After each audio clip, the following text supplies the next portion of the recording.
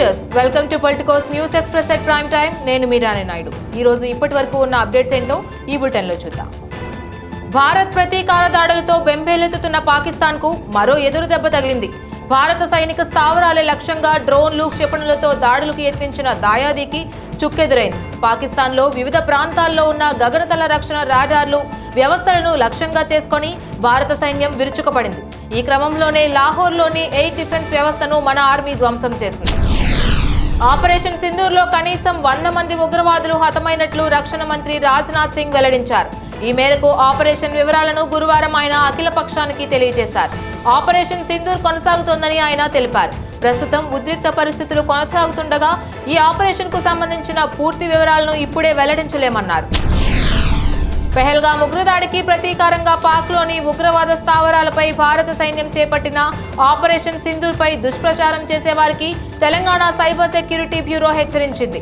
Operation Sindoor పై నకిలీ వార్తలు, అలాగే తప్పుడు ప్రచారం చేస్తే కఠిన చర్యలు తీసుకుంటామని వెల్లడించింది. సోషల్ మీడియాలో తప్పుడు ప్రచారం చేసినా, పోస్టులు పెట్టినా సరే చర్యలు ఉంటాయని స్పష్టం చేసింది. ఉత్తరాఖండ్ లో జరిగిన ఘోర హెలికాప్టర్ ప్రమాదంలో మృతుల సంఖ్య 6కు చేరింది. వీరిలో 2 ఏపీ వాసులు ఉన్నారు, మరొకరు గాయపడ్డారు. అనంతపురం ఎంపీ లక్ష్మీనారాయణ సోదరి అయిన వేదవతితో పాటు విజయారెడ్డి అనే మహిళ కూడా ఈ ప్రమాదంలో మృతి చెందినట్లు అధికారులు నిర్ధారించారు. పునర్విభజన చట్టంలో విభజిత ఆంధ్రప్రదేశ్ రాజధాని స్థానంలో అమరావతి పేరు చేర్చే ప్రతిపాదనకు రాష్ట్ర కేబినెట్ ఆమోదం తెలిపింది. సచివాలయంలో సీఎం చంద్రబాబు అధ్యక్షతన జరిగిన కేబినెట్ సమావేశంలో పలు కీలక నిర్ణయాలు తీసుకున్నారు. అమరావతి పేరును పునర్విభజన చట్టంలో చేర్చేలా చట్ట సవరణ చేయాలని కేబినెట్ తీర్మానం చేసింది. ఈ తీర్మానాన్ని కేంద్రానికి పంపించనున్నారు.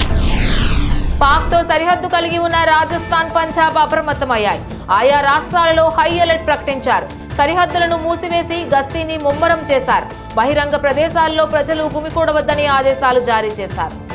దేశ సరిహద్దుల్లో ఆపరేషన్ సింధూర్ కొనసాగుతోంది. ఇప్పటి వరకు ఈ ఆపరేషన్ ద్వారా పాకిస్తాన్ కు చెందిన దాదాపు 1600 కోట్ల రూపాయలు విలువ చేసే ఆస్తులను భారత బలగాలు ధ్వంసం చేశాయి. తాజాగా పాకిస్తాన్లోని రావల్పిండి ఆర్మీ హెడ్ క్వార్టర్ పై డ్రోన్ దాడి చేశారు. S-400 ఎయిర్ డిఫెన్స్ సిస్టంతో పాక్ మిసైల్స్ ను భారత్ నిర్వీర్యం చేసింది. చైనా నుంచి పాక్ తెచ్చుకున్న HQ-9 క్షిపణి రక్షణ వ్యవస్థను కూడా నిర్వీర్యం చేసింది.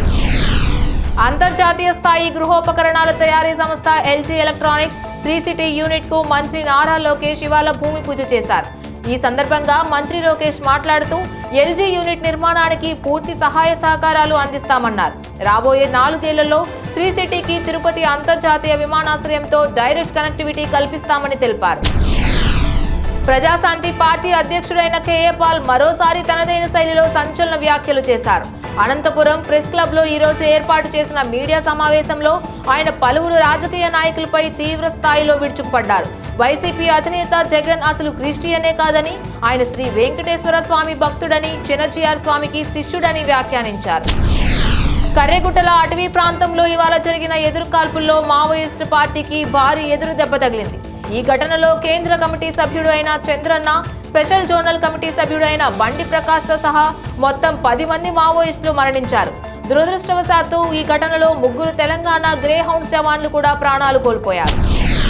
గురువారం ఉదయం స్వల్ప నష్టాలతో ప్రారంభమైన దేశీయ స్టాక్ మార్కెట్లు ట్రేడింగ్ క్లోజ్ అయ్యే సమయానికి భారీ నష్టాలను చవిచూశాయి.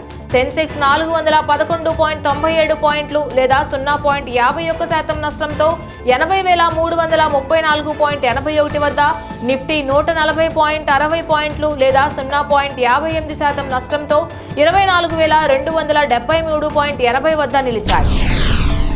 ఇవి బులెటిన్ అప్డేట్స్. ఇక మరిన్ని అప్డేట్స్ కోసం keep watching Politicos media. Please subscribe to the channel and download the Politicos app from the links in the description.